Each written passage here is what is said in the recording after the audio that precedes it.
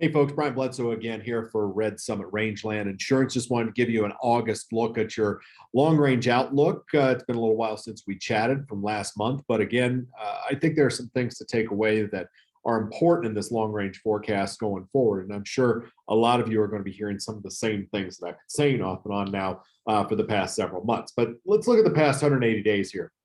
And you can see it's been largely about the haves and the have-nots in terms of moisture. Parts of the Pacific Northwest have been doing okay. Parts of the Northern Rockies, Northern Plains, the monsoon's been active across parts of Arizona and New Mexico.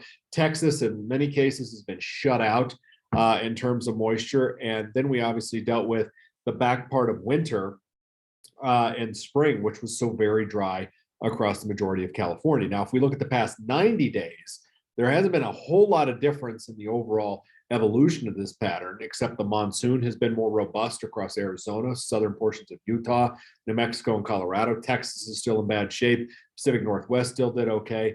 And in the past 30 days, this is what it looks like in terms of anomaly in inches of rainfall. The Pacific Northwest has dried out somewhat, so have the Northern Rockies. The monsoon is still kicking across the four corner states. And then obviously, if you look farther east in the parts of Texas, it's been a real struggle once you go to the south and to the southeast of Amarillo. So bottom line, the pattern that's been locked in now for the past several months has been perpetuating this pattern going forward, including the La Nina. These are the sea surface temperature anomalies for the past 90 days. And all of that blue that's out there along the equator of the Pacific Ocean is indicative of the strong La Nina that we have going on right now. You even see some of the darker blues showing up there in the central part of the Pacific here in the last few frames. So the La Nina is alive and well for sure. And historically speaking, the La Nina will usually start to intensify a little bit as we wrap up summer, go into fall, and in the first half of winter. I'm not necessarily so sure how much stronger it's going to get because it's already kicking pretty good. But the fact that it's going to last through that time frame, I think at least the chances of that happening are pretty robust. This is a look at our trade winds across the central portion of the Pacific Ocean. You need these easterly trade winds to persist in order to keep the La Nina alive and well. This is a forecast of those trade winds through later in the month of August, and you see all of that blue and green right there. That's that strong easterly trade wind that's keeping that La Nina firmly in place and still going. And what this does is it prevents the Madden-Julian oscillation from cycling through different phases and giving a lot more variable weather to different places across the entire country. So it's largely a what you see is what you get type of a thing. Now, that doesn't necessarily mean that it's not going to rain in some of these other areas that haven't seen rain, because we have the seasonal change that's coming up here before too long. So that's something we have to take into account as well. The NMME model forecast for sea surface temperature anomalies from September through November looks like this. No big surprise. You see all that blue in the Pacific. That's the La Nina that's still going strong. If we go forward to November through January, you could see it's the same story, largely in the same spot, no huge changes. But if we come out of winter, there are some changes that are going to take place right there. So January through March, you see that blue pool, it's going to shrink across the Pacific. It doesn't go away, but it shrinks quite noticeably from January through March. And that is typical of a La Nina weakening as we head into spring. Now, until that time, I don't see much chance for it to actually weaken. It's possible that it could start in January, but really take hold in February and March as far as the weakening goes.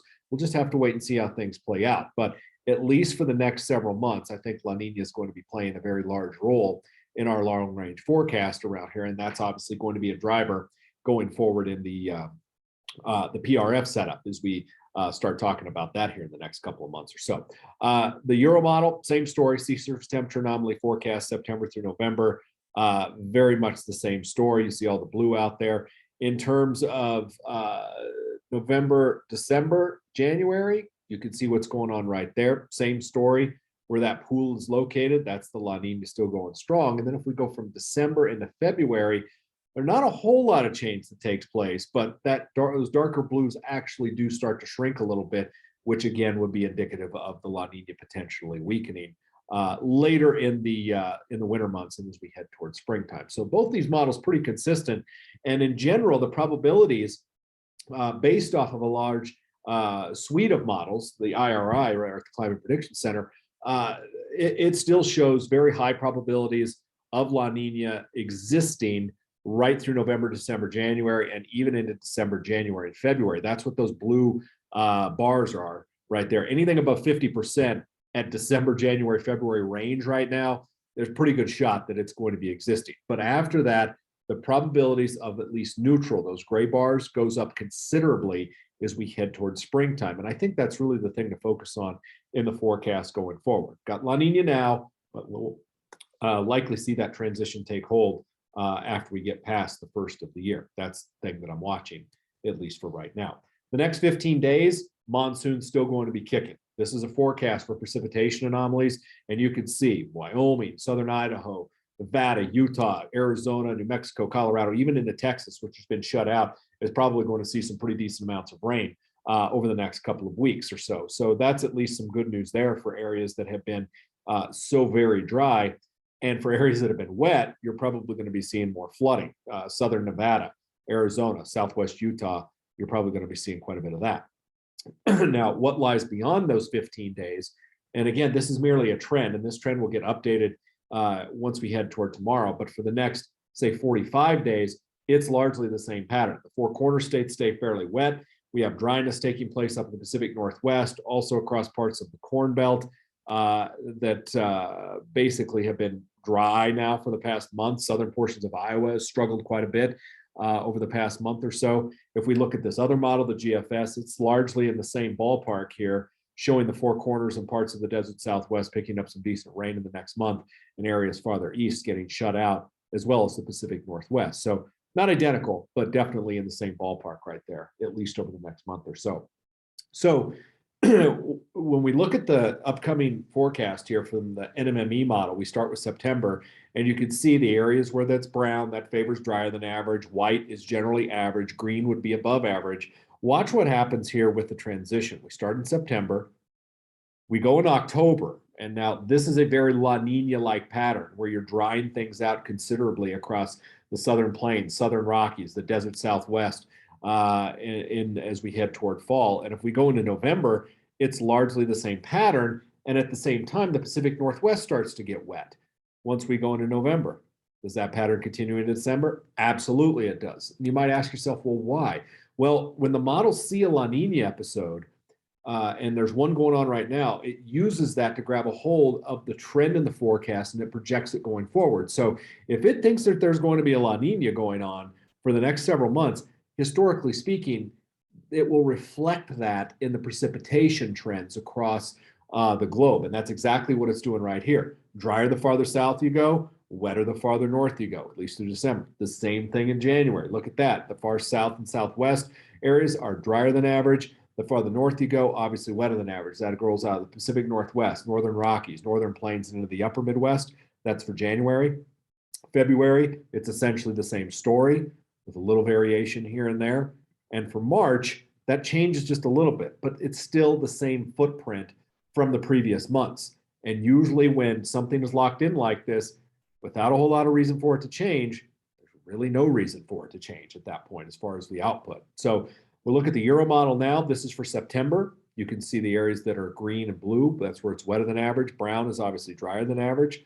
Watch how it changes as we go in October. Dryness spreads out further across most of the country. We have to probably get lucky to get better rain, and that might come from tropical influences down on the Gulf Coast. The monsoon will probably be done, I would think, by mid-September and obviously October. We look at November, wetter the farther west and northwest you go. You see a large part of Northern California, the Pacific Northwest and Northwest Rockies end up being wetter than average during that time. Again, that's for November. December, it kind of shuts it off out there. Now, again, remember, that's what happened last year when we had record moisture in December, and then after that, it was nada out there on the West Coast when everything got shut out. So we'll have to watch that to see if that's going to hold true. But if we go into January, you see parts of the Pacific Northwest, it comes back, Northern Rockies versus, farther south into California, again, getting shut out during the heart of the wet season. That would be potentially crippling again. And that pattern perpetuates itself into February. Wetter than average Pacific Northwest, parts of Idaho, Montana, drier than average California and into the desert Southwest. And then you pick up the moisture again as you go across the eastern part of the country.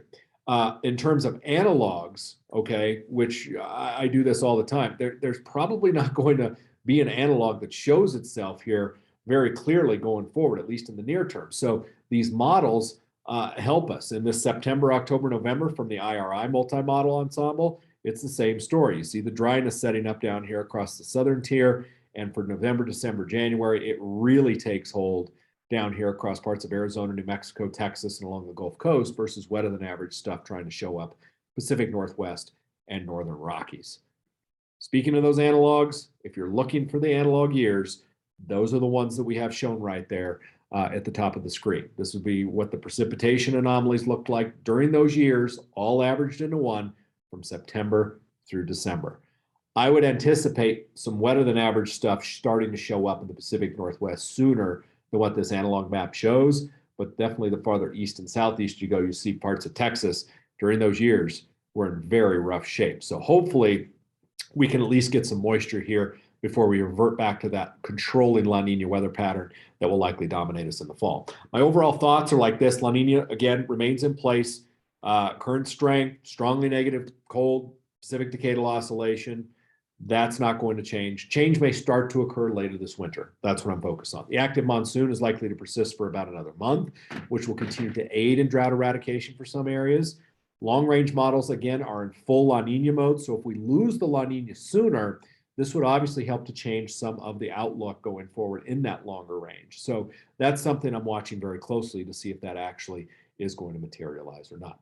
I hope this gives you some information that you can use going forward. Again, if you have any questions or concerns, please feel free to email me. And if I don't hear from you soon, I guess I will hear from you, or you can hear from me as we head into the month of September. Crazy that this month of September is going to be showing up here so soon. Hope you guys are well. Take care.